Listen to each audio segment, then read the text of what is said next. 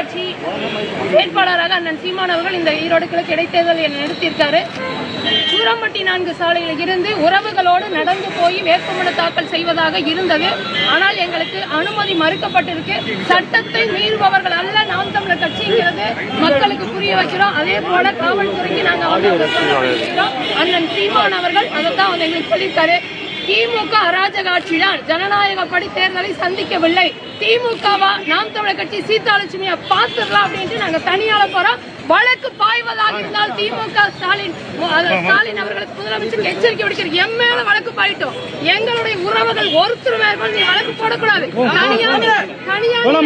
பேருக்கு மேல நேற்று வழக்கு போட்டிருக்கீங்க. இது எப்படி சரியா இருக்கும்? நியாயமான முறையில் ஜனநாயக முறைப்படி திமுக தேர்தலை எதிர்கொள்ள பயம் வந்துருச்சு.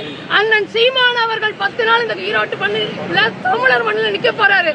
எச்சரிக்கை செய்யறோம்.